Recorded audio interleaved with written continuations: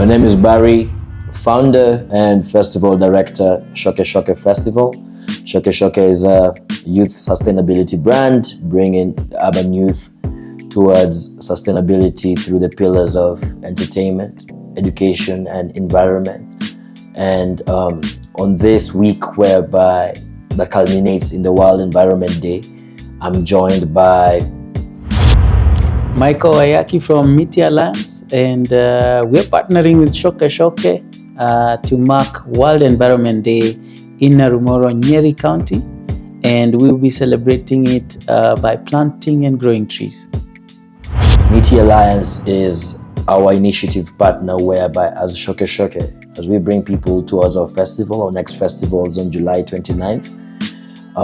Every ticket plants a tree, and the trees are planted through our initiative partners, Miti Alliance. We call it a tricket, and looking forward to share how we've come together, how we knew about each other, and what the future lies for both our organizations.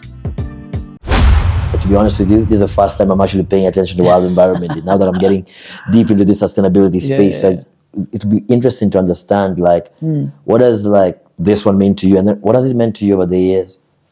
I think World Environment Day has been a very special day for us. So we started marking World Environment Day officially in 2021. So as Miti Alliance? As Miti Alliance. Okay. Yeah, we would have a few events here locally in Kiambu, Nairobi, but then it became a thing to have the event in our tree museum in Narumoro. Okay. So first of all, Narumoro is between Nyeri and Nanyuki, right? Yeah. Okay. That stretch. So that stretch after Kiganjo, the police place, Chaka, Narumoro, Nanyuki. So we are in between Narumoro and Nanyuki. People think we're in Nanyuki more because we are just close to the airstrip. Okay. But anyway, 2021, we decided that, hey, this is an important day in the calendar of, environment. Okay. And we could bring more people together to start kind of sensitizing them, educating them, and making them understand the importance of the environment. So we started doing it since 2021. And what for us is important is every year has a theme. Okay. Worldwide or just for you guys? Worldwide. Okay. So this year's theme is Beat Plastic Pollution. Okay. So things to do with recycling, upcycling, circularity, environment itself is something that is going to be part and parcel. So guys log in onto the UN system, UNEP, and register the event. So you've been, is it an endorsement by UNEP or what? So UNEP invites everybody to register their events. Okay. And you can see if you're located in US, if you're in Australia, there is an event happening in your locality. So you can search based on geographic area. So the more the merrier. So this year we are on the radar. We haven't registered the past 2 years, but this year we are on the radar. Maybe it's because of Shokeshoke. Maybe it's because of this partnership. It's funny enough, it's weird how our partnership came into. Yeah. I think you have to thank the people who are doing search engine optimization, because I had no clue on. To inform the guys who don't know, remember, Shokeshoke was a fast sustainable festival in Nairobi. I say Nairobi because I know there's festivals in Kilifi. They've had also some elements of sustainability. Yeah. So I don't want to claim I'm the first. For me, I'm all for as many people doing sustainable events as possible. So the first thing I was like, you know what? How do we make our events sustainable? And I was like, okay, let's plant trees. And I Googled. Remember, people see Shokeshoke in March. I was talking to you, that was August, right? Yeah. That was August 2022. A year before. A year before. And we talked, I remember I was on your website and we talked. We didn't meet, but we talked for a while, right? We talked, yes. And then at some point, I think I was telling you I'm going to call back. Maybe it didn't look like I was going to call back, but we're joining. Took a while. Yeah, but for me, it was just, I feel like now I'm entering deep into the rabbit hole. You guys have been a welcome partner for us. And for me, even being an entrepreneur in this space, yes, I'm doing the sustainable stuff. Yes, we had the Sorry. Okay. We had the reusable cups, right? Which is like limits like the single-use plastics. Yeah. But I'm finding it like when I talk to you, there's so much passion. Like even when you're talking about this Wild Environment Day, like I'm not even there yet. Like you're so excited. Like, was it even before you guys started doing things in 2021? Were you also like cognizant of like Wild Environment Day and what? Like, and how did you always get like this? Because were you always like this growing up? I think that's an important question, because I remember my encounter with the environment side when I was very young, because my dad had an avocado tree and took a photo of me when I was standing with it. I'm now 40, and the tree has provided for us since I was like 10. 40, I don't look. No, I don't look at Oh, must be the herbs. So anyway, so fast forward, I didn't get involved in a lot of environment stuff, but I was a scout, so I would camp a lot. Then I became a Rotaractor, the clubs you join. Man, I always want to join this Rotary. Yeah. It's I don't know, it's like, I mean, I hear it's good. Okay, fine, I hear selfish. People say like it's good for net, but I think like it's a way to serve community, it's a way right? to serve. It's a way to engage in your community. Okay. It's non-religious, non-partisan, affiliation. Okay. So there's an Indian, there's a white dude, there's a black dude, there's every race is there. Okay. And you're just coming to say, okay, let's go and do a cleanup. Let's go do this. So, but there's now the younger guys. So that's what Rotaract is. So Rotaract is part of Rotary. So we were part of that for quite I was there like for 7 years. And during that time is when now you're doing the fun stuff. It's the 20s. Okay. Hiking, doing all manner of things. And then we started noticing Gong Forest was being cut down. Then, then a river dried up. Hold on. How do you, in your day-to-day as a human being? Yes. I mean, sometimes we say these stories of, we noticed like this forest has been, but like, what does it actually mean? Is it like one day I'm driving? Is it one day I'm there? It's like, something is happening. You get what I mean? Like on an individual level, how do you notice that? I'm just trying to think of if I've ever had a conversation and tell somebody like the most we'd notice is like, okay, when let's say expressway has been built, people are complaining or highway. But then tell me that's a process. That's a good question. I think nobody has ever asked that. Yeah. I think it was my playground. So I'd hike there. So you're following a similar route that you follow all the time. And as I was following, I noticed, hey, there was a tree here. Maybe it's a tree you took a photo with. Or there was a river here that you stopped by and took photos with guys. And then now, next season, you're there and there's no river. Or it has dried up. So I started noticing that. And I was like, the way you assume. Like the one that had the huge outcry was 2018. The Kijabe side forest. After Kijabe, there's that place that has so much mist. People had never seen it cut down. As they go to the village, they used to like. So they just found it blank, like empty. There's no mist, nothing, because those trees, there's a lot that happens there in terms of the ecosystem, and there's a big forest there. So it was something like that, something that was so evident to us, and maybe would not be evident to a person who doesn't hike that route. Okay. So I noticed that and decided to do something about it. Fast forward, decided just like, hey, this is going to be part of my life, because my background was something else. Energy and sustainability. That's my master's. That's your master's. That's what I did in school. Interesting. Energy. So were you already, so I'm just wondering, like, is this thing like nature or nurture? Is it like naturally like you're into this stuff, or like when you took that master's, you got immersed into it and the interest increased? I think the master's, or it's a bit of both. It kind of clarified things. Okay. It maybe made me understand the reports, the fine stuff. And like the way you're saying, you're starting to immerse yourself. Yeah. So for me, I was still in the edges. Okay. And then I decided, why would I go do a master's for something else that I'm not interested in? Why don't I do in my line? So at the time I was in renewable energy. I was distributing solar in Kenya and Tanzania. Okay. So when I was doing that, I saw so many counties were bare. As in, it was pretty dry. So I was seeing that, hey, okay, this master's will help me understand about sustainability issues from a local level and international level, global level. So doing that was like a way of an awakening. But now it is linked back to passion. Because even in other things, you're still linking back to what you love. Yeah. No, interesting. It's interesting how... Maybe you should do a similar course. Harvard is offering one.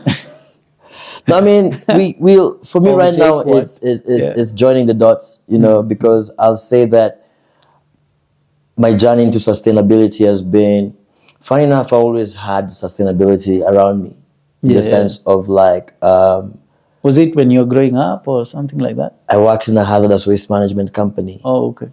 And it's like family business. That's what my dad does. So I work for my dad. So I understood all these terms, but then I never thought much into it, So, from an early age, like I understood things to do with, environmental impact assessments, to things like, I've been around NEMA a lot. And then I've also, I've lived in Turkana. Okay. Yeah, I used to live in the oil rig. What? 2050. Yeah, I used to live in the I was a project manager. It used to be fun. It's my goodness. You work there for 28 days. So there are no weekends. Every day is counted like 1, 2, 3, 4. Yeah. 28 days, morning to evening. And then you're free for 28 days. And then that 28 days is like making a lot of money when you're young. So it's like come here, party, or travel the world and whatnot, know. So, nice. But then working, it was very high pressure. I mean, we had snakes on I do on know site. the snakes there. Yeah. In fact, we used to even have like snakes of the week. So it's put a boss like snakes of the week, do some viper. Yeah. So, for the longest time, I never used to use the bathroom at night because like, I'm scared to go to the bathrooms. Yeah. La casa tu, talgoja. Let me mess up this bladder. But no. They are bad. Because I remember when I used to be like on site and in my tent, we used to say like in this tent, so nice tents though. Yeah. And then I remember like sometimes it was like a TV room somewhere. And I remember those times 2015, I wanted to go like watch like, like the European Champions League people are watching on the TV room. It's on Tuesdays or Wednesdays. It's like a mess. I was not going to watch. I was like, nah, it's okay. I'm good. Because it's like I have to walk through that side, Yeah. But at the same time, it's of course I've been doing like the events. I think at some point, COVID. The thing about COVID is like understand that people lost their lives. People's health have been both mentally and physically have been affected for forever. But what it changed, it's also like for me, I lost everything. I was out of events. I was doing nothing. I was just surviving. And let me ask, you moved from the rig to... Yeah, I quit. Oh my goodness. Yeah, because for me, what I realized, in hindsight, usually quit is dramatic. All of a sudden, everybody's asking, Sometimes there's elements to personality that I do things very dramatic. I'm a bit crazy. But in hindsight, I didn't enjoy walking around machines and and just like things and being isolated and then just being in like my office in the rig. The only time I come out is to inspect stuff because I was like a project manager there. But making sure like when they're drilling the oil, they're not leaving legacy waste. So we used to do the cleanups, stuff like that. I used to be enter inside those like a bit like fun fact. The harnesses and we're going down. I went to that place once. Yeah. And they had a desert demonstration farm. And I took my permaculture course on how to grow food in the most harsh climates there. And we brought lettuce to Tulo. Okay. Yeah, but... and it was at 2015? I was there. In 2015. Yeah, maybe sometimes, As in, that's crazy. Yeah, that's crazy. Like, and there were different carbs like Ngamia, Trigger. But what I realized I was telling you is like, I realized I like people. in that moment I couldn't say it. Yeah. You know, it's crazy. Like as human beings, it's like we can join the dots. We know we can only join the dots backwards. Yeah. But we have to keep joining the dots, and hopefully that we'll figure it out. You know, when you're joining the dots, you won't see what you're forming. Yeah. But then when you look at when you're looking forward, but then when you look at it in hindsight, you can see like, so that's disconnected. So for me, working with people brought me into events that is small. COVID accelerated stuff, and then now I started thinking like, okay, I'm doing nice parties, people are enjoying.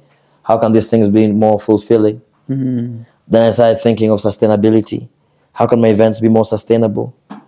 You know. Yeah. Then at the same time, I've told you on the side that there's a company, Yajayo. I'm working on recycling. Yeah. You know, of recycling of glass and plastics. That's so the more I've been working on it, I was starting to think like, how do I merge the things that I'm doing? And that's how the whole motivation of my events being sustainable. I didn't know anything about like sustainability, and that's why I Googled how can events be more sustainable. And they said like, okay, maybe tied with trees. And then I said like tree planting organizations in Kenya. And then I came across, and then also now we started getting these reusable cups. So it's been one thing whereby I do not even know how, what more elements will add to the next Shokeshoke. Is happening on July 29th. Okay. I don't know what more elements of This July. This July, yeah. 2023. Yeah, but Awesome. I'm gonna announce on Wild Environment weekend on the Friday or the Saturday. Okay. Yeah, we're gonna add. Yeah, so looking forward to that one. Yeah, it's another hectic time loading. It's hard, but yeah, this thing it's not for the faint-hearted for sure. Yeah. You know. So what I want to know, like with you guys now, especially now that you are our initiative partner, and us at Shokeshoke, we say we want to work with Miti Alliance like long term. The thing is, how do your principles tie in with Wild Environmental Day?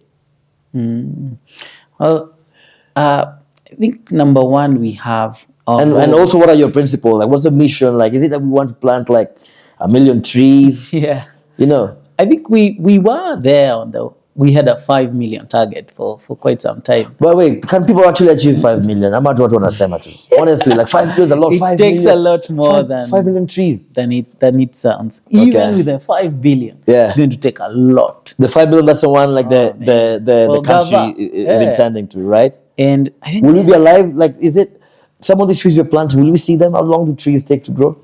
Oh man, like I've seen a 400-year-old tree in Kakamega Forest.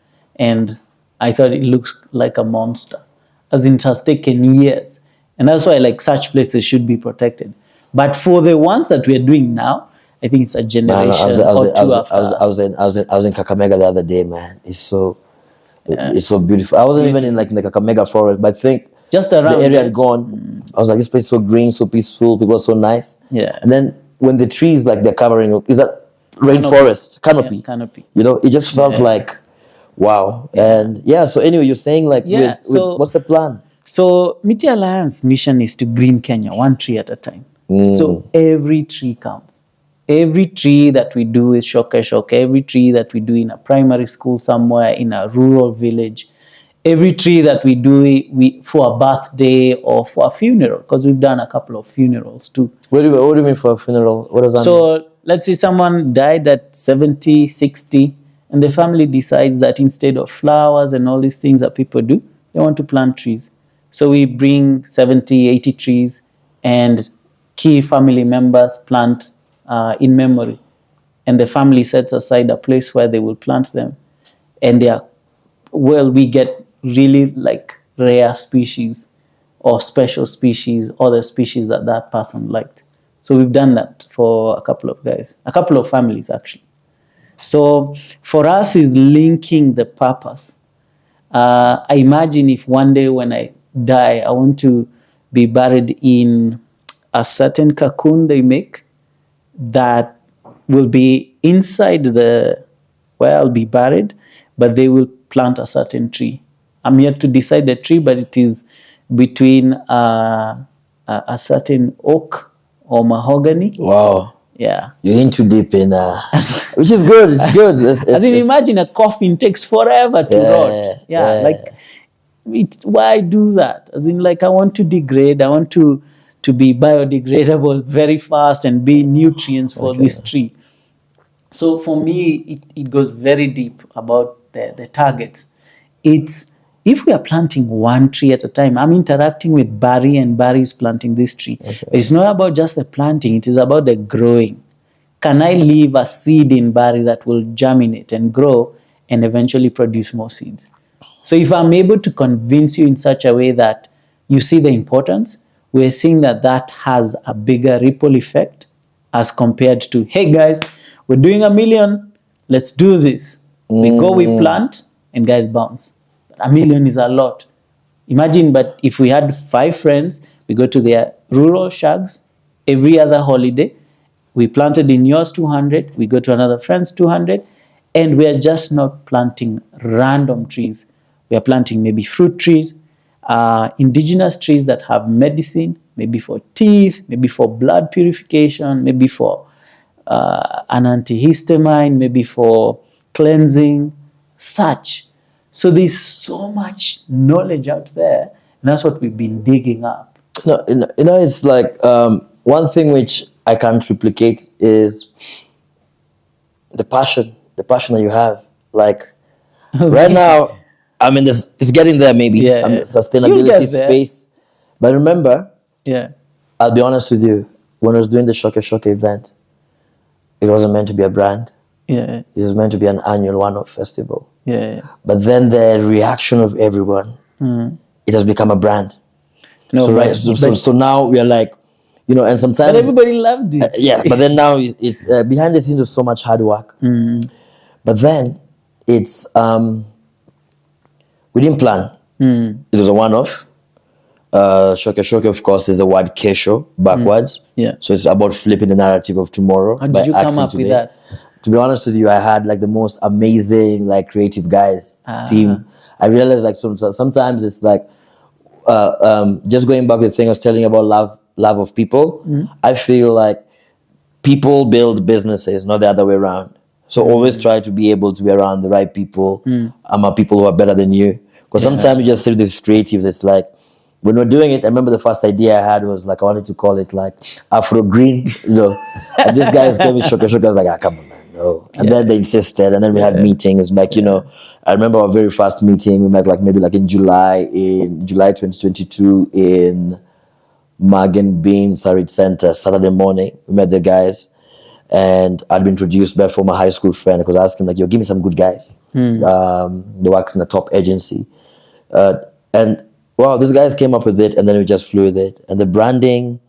The branding is amazing. Now it's even the word is just so easy with the Shoke.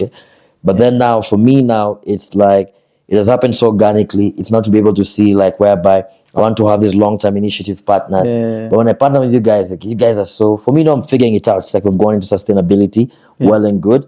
But then also just like, even here to you about understanding about the trees and talking about like the cocoons and whatnot. It's, I'm so excited to be partnering with organizations. I think you should give yourself more credit because I saw you interact with your team, and the one thing I learned is to remain humble. Because I remember you being given feedback and stuff and everything, and how everybody was emotional and stuff, and you took it in, like just for the record. As in, I think we are where we are in our lives. But we have to give ourselves the ability to learn and to learn from others. So you're in a place where you've done Shokeshoke the first or second, and then now it's flowing, it's happening. But you see now you're even going further, you're going into sustainability because you've seen, hey, this is something I can do. This is something that can shape people's lives. This is something I can influence. Many people don't have that courage. I mean, I think it's the courage comes. What I'll be able to say is that first of all, I'll touch on what you're saying about the humility. For me, it's just, I think it's more. It's thank you, but it's mindset in the sense of like I always feel like we can always be as human beings. We have to be perpetually, having curiosity within us to always want to like find out, to be better, to improve Like, you know, I feel like for me, that's one of like the driving principles I move, always trying to, you know, it's not perfect, I'll make mistakes, but I'm okay being corrected. Being able to see like how do you tweak this, you know? Like you take it in, like you know the way like right now, like the same way if like people watch NBA, it's like the player, if your team loses one of the post interview, a coach is like, we'll watch the footage and then we'll get game adjustments. Then they tweak and they tweak. I feel that's the only way to be able to like now strive for better. It's like but the problem is like we never. Yes, maybe never take credit, because for me it's always looking at how can this be better, how can this entrepreneur be better. Yeah, I mean it's not for the faint-hearted. I always tell people it's doable, and especially right now when I feel like the whole world is going into like a recession or just a hard space, but then it's almost like with entrepreneurs you just have to do what you have to do, in the sense of like things are tough, but then it's not like things are gonna get easy anytime soon. Will Shokeshoke be like Burning Man one day? I mean, that's the goal. The goal is we have to take it all over Africa. You take it to some place in Nyuki. Not our place is full of trees, but somewhere. Or somewhere. It could be, you know, what's that forest in, there's a forest in the coast. It's called what? There's a big, or Arabuko Sokoke. Yeah, places like that, you know, or the Shimba. You might be in trouble with elephants though, because of the noise. Or you just figure. There's ways you can just be able to figure out. But for me, the whole goal is to be honest with you, I do not know where it's going, but then I'm just willing to take care of the day-to-days. Yeah. So the day-to-days is to just be able to. What can we be able to do? How can we be able to partner with more people like you, initiative partners, like, you know, and be able to see like what can we be able to do. So for us, the goal is to build youth sustainability. So right now, I'm not even calling myself or saying like Shokeshoke is in the festival business. We're saying that we're trying to develop a youth sustainability brand. Yeah. Especially urban youth. So there's urban youth, that's Mombasa, Kisumu, Nairobi, you know, Nakuru, and then it goes to Kampala, Kigali, Accra, Dakar, you know. I feel like with the urban youth, these are people who, once they're able to like learn about sustainability, they can be able to be champions of change within their communities. Yeah.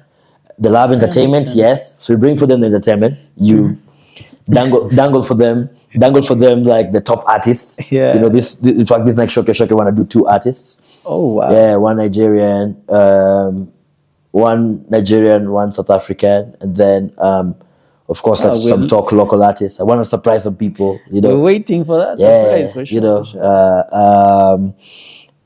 the youth love entertainment, but then once you bring them towards entertainment, we can teach them about stuff. So that's the whole goal is to lure them in, and then influence behavioral change. You know, maybe to mention on that is, for 2021, our first event for World Economic Forum, for the World Environment Day, we were so serious. They told us we were so serious. You guys were uptight, eh? Yeah, we go, we plant, we do this. Wow. Then we got the feedback. It's like, hey, you guys, man, as in you need to like have other activities. It was too serious. Year 2, we decided to just take them to Mount Kenya, to Mau Mau Caves. Guys, you know, stripped, okay, not naked, but just enough, and dived into the waterfalls and the caves. Other guys decided they want to take walks into the forest, and then we went to the viewpoint of Mount Kenya. And the feedback was amazing. So I hear you on speaking the language of the youth. You know what I mean? People are watching news through TikTok. Yeah. And it's actually like quality news, but it's on TikTok. Or you see all those people who have like reviews of things. Have you ever seen the thing whereby it's like the news article is in the background and then there's somebody reviewing it on the foreground? Like there's whatever effects like this Gen Zs or whatever guys use. Yeah. So you have to meet people where the guards are down. Yeah. That's when they'll be able to listen to you more. You know? That's people the ones. That's how I'm looking at it. So as a youth sustainability brand, we can't do it on our own. So we need people who are deep into the sustainability space to be our initiative partners. Maybe a question to you is, how do you inspire this youth? Because you have a big youth team that are really amazing. How do we inspire them in what way? Because, like, look at what they are pulling out. Like, from design, from the stuff you guys put out there, the social media engagement, the videos that came out. Because some of them were just, everybody's doing their own thing. Yeah. But, hey, that one did that. Oh, this one did. As in, we couldn't even keep up. I think, for me, somebody as a millennial, I think we all millennials. I don't know. I'm 30. I'm turning 36 this year, so I can run for president. You should. Next election. I think I need to be serious with life. Yeah. What I've learned is that this young generation coming up, there's a lot of talent there. We have to just listen to them. It's the same way you find that this generation is a generation that is in the information age. Yeah. So they're exposed to more information. Kids are using iPads at age 3. These guys grew up like cell phones. Like, for us, you can imagine a thing like Facebook came out in 2006. 2006 probably I was already I was in first year of uni. You know what I mean? So you can imagine, and that's just like the beginning of Facebook, right? I think of first Twitter accounts people were getting like in 2009. By 2010 I graduated, so I went a whole uni without Twitter being a thing or WhatsApp being a thing. So we are more connected right now with information. So yes, people say there's information overload, or we're always too stimulated, but then at the same time, human beings, the same way we look at phones evolving, the way I had before BlackBerry was actually my graduation gift. So I had a Nokia 1100. It had the lights thing, whatnot. That time you felt like you're top of the world. Top of the world. And you're playing Snake. And you find that at the same with what we've experienced, these guys now they have so much information. So the way we look at evolution of things like technology, we have to look at evolution of human beings. So for me, I feel like with Gen Z, people will say that some of them could be entitled or lazy, whatnot, but I feel like at the same time, and even when I'm coming to work with a lot of them in with projects, even with the next Shokeshoke coming up, some of them are very talented. They're less pretentious. They're speaking up their minds. They use technology. If you notice, even the Gen Z, they don't even post a lot on social media the way, because they've grown up around it. So even things when it comes to sustainability, I'm finding younger people already passionate about the environment and about these causes at a way earlier age. They're not living. We grew up not in a bad way. We grew up under fear. Yeah. We used to be scared of our parents, scared of us, scared of failing. Yeah. Sometimes somebody asks you why were you even studying hard? I just didn't want to be in trouble at home. There's no motivation of what I want to do and what. And you're seeing the unconventional career choices in this generation.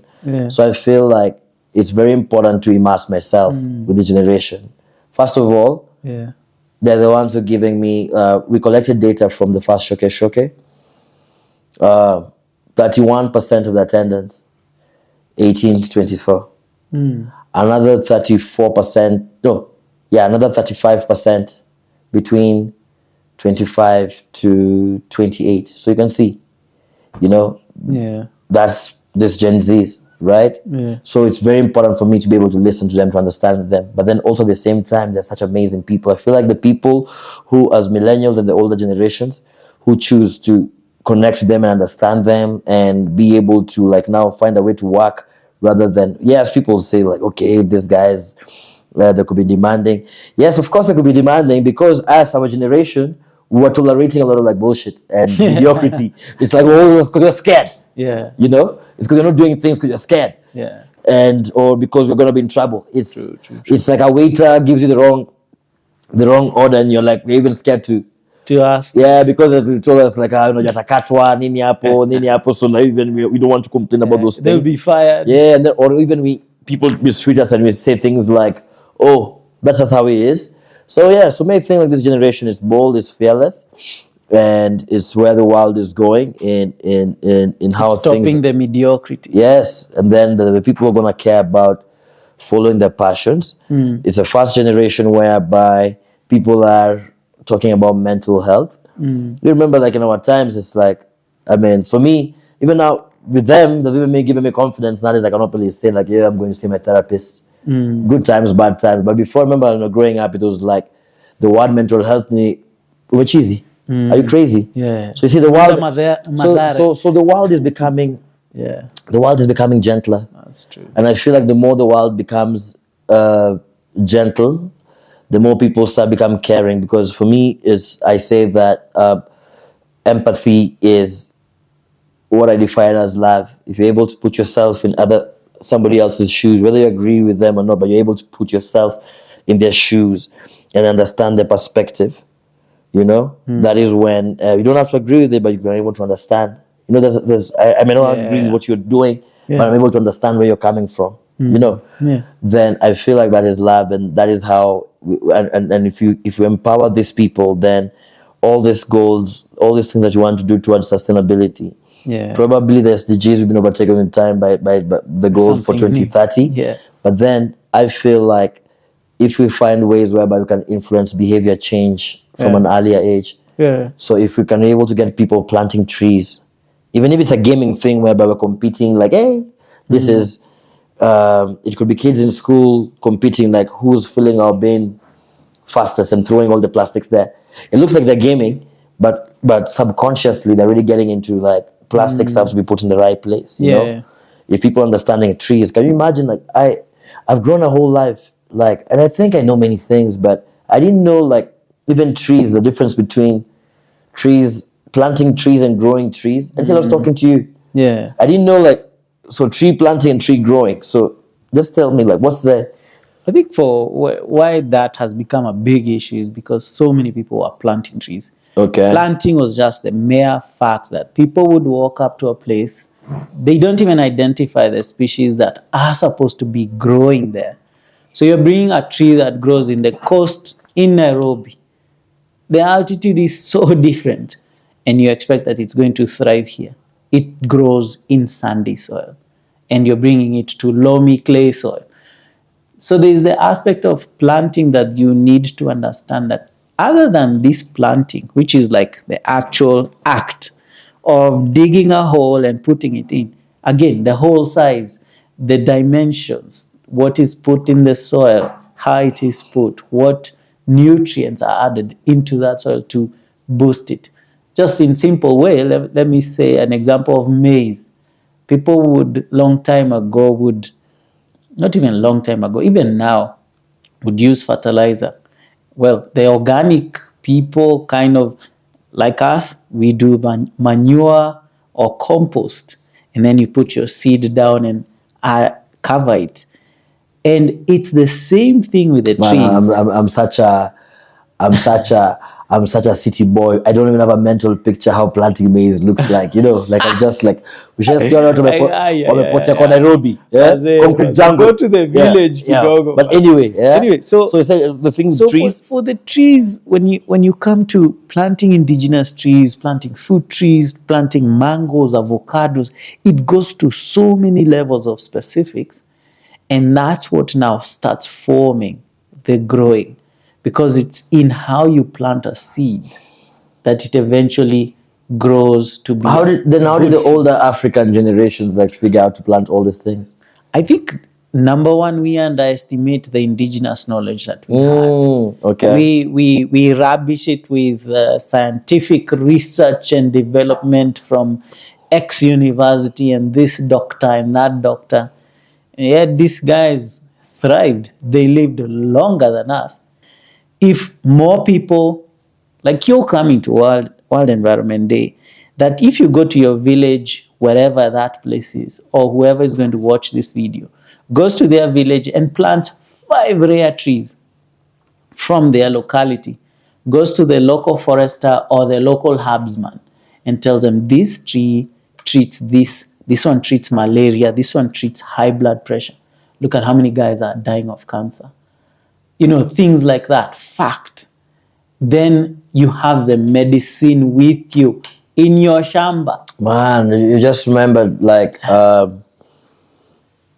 grandmother they had Their the own bitter herbs, the whatever. Yeah. They had things for this is for this, this is for this, this is for that. Yeah. So it must have come from somewhere. Yeah, it came from somewhere. I even saw a video of someone being operated on their brain, like an old footage video of someone being first applied something on the place where they were sick, and then they start cutting open. And the guy is still awake. And I was like, wow, this is crazy. We had that knowledge with us. But the challenge of colonization is that it cut that, it demonized that. And then now we are in such a generation or such a time where we think whatever was brought by the white guys or the colonizers is plain truth and forever is going to remain as truth. That's foolishness. But in fairness, they also came with a lot of. They came with buses, a lot of good and things, trains, and chicken pox. Yeah, no, okay, but they also came with some. They came with a lot of good things. So for Miti Alliance, what I see with this partnership, Miti Alliance, Shokeshoke, from the day we started engaging, and the number of people that have come to our platform thanks to Shokeshoke, the festival, is to see how now these new people, we are going to share more about what Miti Alliance is doing. We are we've been to 250 schools since we started in 2018. We've been able to plant about 184,000 trees and still growing. But we've also kind of narrowed down to, it's not just about the planting, it is the growing. So educational activities or environmental education with the kids in their schools, which we're doing with virtual reality. So we have kits that we give them to watch and see elephants, because most of them have not been to a national park.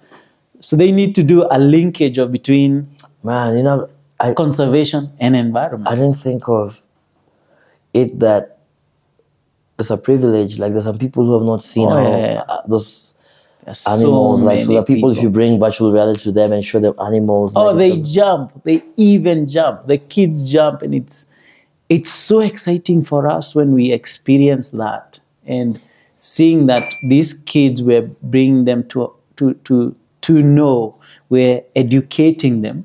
This is not something they would have done maybe in their curriculum, but Miti Alliance is forging a link between those who can play a very integral role in the future, because we are protecting their future.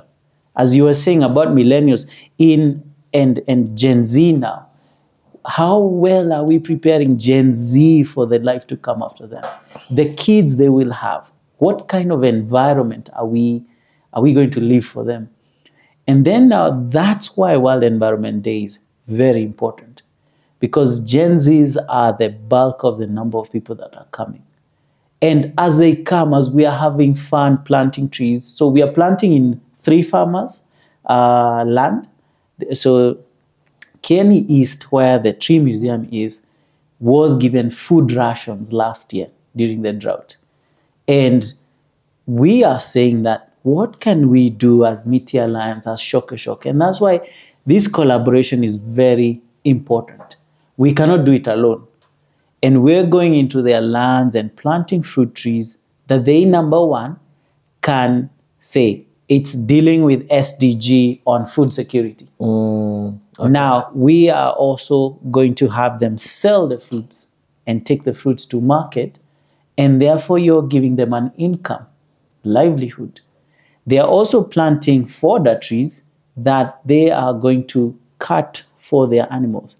So you have to not only do a project without just saying that it's just a fun, but it has to have that serious aspect behind it, that after we plant in these 3 farmers' land, which are bare and kind of dryish right now, as compared to the land next to them, which is ours, that we've greened for 3 years, we're going to the local school. So the local school is where we're getting these kids who now are going to be the parents of the future. And whether they like it or not, this is their home, and they can take an active role in protecting what they have. So it's not just fun and fair. Yes, we're going to have a movie screening that we got some rights for. We're going to have a sunrise watch because right there at the Tree Museum is a big mountain, Mount Kenya. But we're also going to have people hiking Mount Kenya and going to a waterfall. Whether you want to dive in and get the freezing water, you are starting to have that mental health kind of aspect. So we are trying to deal with all aspects. Is that you're contributing positively to the world. You are taking action and planting a tree and leaving someone to take care of it. You are empowering someone because they can earn from that tree. And then now for your own mental health. So we are just not doing it just for doing, but also is to thank you as a partner. And this collaboration is very critical for just not only this year's World Environment Day, but even for days to come. What does it mean, like the collaboration? What does it mean for you in the sense of, I know what it means to us. We partnered with you guys. We're an initiative partner. So we're able to channel our resources and our energy towards someone positive, you know? But then for you guys, like what has been the, I mean, you've shared like in glimpses, but what has been the impact of, because I'm sure when it first came, it's like, okay, what's these guys about? They want to do an event, a festival. Are they going to do this and that? Yeah. What are the things that you've seen that because of this collaboration, like has been able to like directly impact your organization? I think the number one thing was the platform. Like, from Instagram, Shokeshoke had so many followers. And you guys did one of the videos and it was the most watched video that we've ever had. Oh, the reels, eh? The reels. Like, and looking at, our followers ain't as much as Shokeshoke and, we're still growing. Yeah. We may have grown in the actual doing, but we also need to grow on But this. the name has become also bigger. Even it's very synonymous. Like people now know what Miti Alliance is. Yes. Okay. So more people have come. People are asking questions. People are valuing this collaboration that we have. So that was one. And then now the actual event that people know, hey, Shokeshoke for every ticket. I loved that word, ticket. Tricket, yes. So for those creatives, every man. ticket, that was fun. It'll be good now to come full circle whereby this World Environment Day will actually do the handover. Yes. I'm so excited about like doing the handover. So because it's like, of course, we usually have to like reconcile our books and whatnot and wait for some things. But even as we're going to the next Shokeshoke, for us, it's very important to show like, hey, this is what we're given to, because I'd like now this to continue. So people see, okay, this is what we contributed to. And people want to be part of a good story. So I feel this is a beginning of a good story that should continue to be told and shared, and more people can be part of. And that's why collaborations are very, very important. Do you want to tell them about the first time when I was stalking your company and just doing my research? There's something that ASAP Rocky did for Miti Alliance. I think the information was still in the website. So maybe you want to like share, like what was that? Yeah, I think, once you start on something, a mission, that there will be people sent over to your site. And ASAP Rocky was one of our supporters who supported in 2021. In fact, we were live streaming using one of the partners' Instagram handle. Okay. They're called Milky Way. So Milky Way had been in partnership with another organization, and then ASAP was going to be a CEO of that organization for one day. And somehow we showed up on ASAP's table, and he wanted to contribute towards greening the world. And he was given a list of organizations, and this is how I play it in my head. Like, he's like, okay, I choose Miti Alliance. So they announced it, and I was in the garden. The truth is, I didn't know him before. Yeah, Baba. Mama. But I got to know him in 5 seconds. I'm 40, man. Okay. I'm 40. And maybe his music is for Gen Z. Okay. I don't know. Anyway, we digress. Anyway, he supported us. And from that day on, I was like, oh, no, I know him. I know who he is. And it's how this globalization that someone in Sweden, someone in New York could support Miti Alliance. And for every penny that he sent, we built the tree museum from the ground up pretty fast. And now we pride ourselves that we have about 1,500 trees growing there, and there are 160 species. So we don't want it to be a Miti Alliance hidden story. Yeah. We want everybody to own it, that this is a legacy that we can share. And I'm privileged to have partners like you, because the small support goes a long way. He didn't support us forever. He supported us for 2021. But it's the small bits, like the bikers, they come every year and they support with something. And that means a lot. So that's what I see, that we could achieve more if we don't undermine what we have. I think for us as outsiders, we just mirroring the passion and the energy, the commitment, the drive that you have towards this initiative. Yeah. Because there's something which you have that is very intangible. Thank we you. can be able to copy, but we can be able to look at it and admire it. Yes. So for anything that we're coming together, or even like, I don't know if people believe in like energy, the universe conspiring for us to be able to meet. It's more of like now just tapping into like what we're seeing, because it still takes a long time to be able to understand that wow, this person is so passionate about like all these trees and betterment of humanity and whatnot. So for us, if we're just given a chance to be able to tap into it, that is just what I feel like. That is what, like, as outsiders, anytime we interact with you and your organization, that is just what we're trying to do. We just want to be able to see, like, you know what? So as much as you're giving the credit, we're also just saying like, wow, what you're doing is like some, it's very selfless, and I know even the business model takes time to figure it out and whatnot. And maybe I just want to be able to know, man, where do you see Miti Alliance the next 10 years? Oh, that's a good question. We have come up with an environmental curriculum that we use in our schools, and we want to make it like open source, that others can use it and really have impactful programs in the schools. There's over 25,000 schools across Kenya. But how environmental education can be ingrained in our learning curriculum, in CBC, it is there.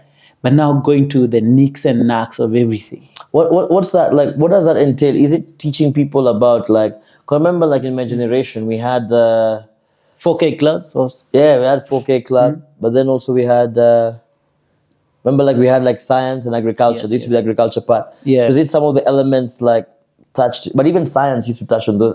So what is environmental education? I feel like so in the schools, and the experience that we've encountered is that teachers do have it in their books, but there is the actual knowledge. Like, you're not just going through theory. It's just a textbook. Textbook. Because remember, like we used to be like, we used to label leaves even as but nothing to do about it. We just told like that is there. That's how it looks like. Yeah, this is there. All those kind of things. Because we feel we go to schools and the teachers that are supposed to be in charge of these kids that we're training do not know that, hey, rabbit urine can be used as foliar if you dilute 4 parts of it to 1 liter. Or it can be used as a pesticide if you use 2 parts or 3 parts of urine and a liter of water. Those kind of things. So we're talking about things that these children can use once they're out of school. Now, let me take it a layer down. Let's talk about like biodiversity and protecting the small bugs, the pollinators, the bees. The simple one that people understand is the bees. Can people, from a very scientific, basic science, understand that if you use pesticides, you're killing bees that don't need pesticides to pollinate, but the bee needs a safe environment, a clean environment without pesticides to pollinate the flowers, then you get the fruits. You are still the sole beneficiary. We want to go to that level. But to come back to your question is whereby we will have people awakening on that, how it is important to safeguard our biodiversity, indigenous trees, indigenous species, indigenous knowledge. And then now with what we've done in Narumoro, we would love to fast replicate it in all the counties remaining. That's 46 counties. We have, you visited our tree nursery here. Yes. But now Narumoro is much bigger. It's spacious. It has different methods of restoration that people could learn from. They learn sustainability methods of agriculture. They also learn about water harvesting. We've done a solar water heater. We are fully off-grid. We have water reserves of water harvesting methods, of dam liners, water tanks, gutters.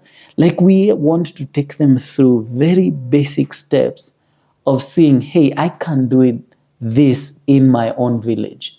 I can do it in Kakamega. I can do it in Turkana. So where we see Miti Alliance going is not even fast to East Africa.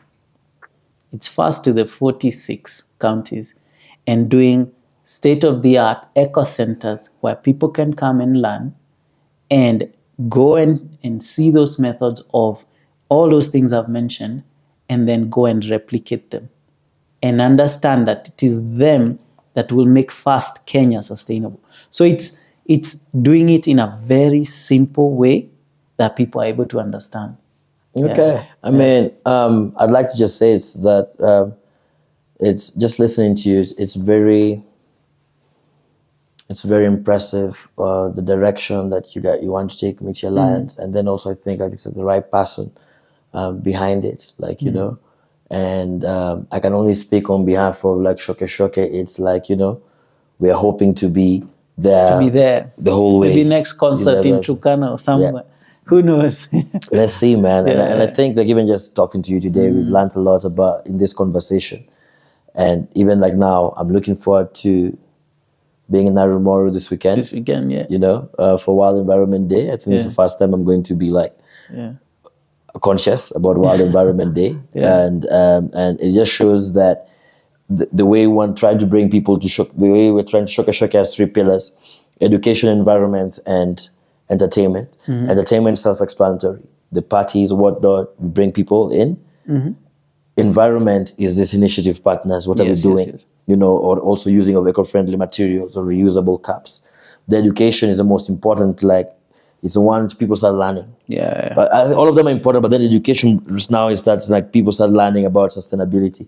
And I feel like even for me, as I'm building this brand, I'm also learning along the way. Yeah. It wasn't I was super sustainable and I was I'm also actually learning about the way. So now I'm hey, let's do something. World Environment Day is coming.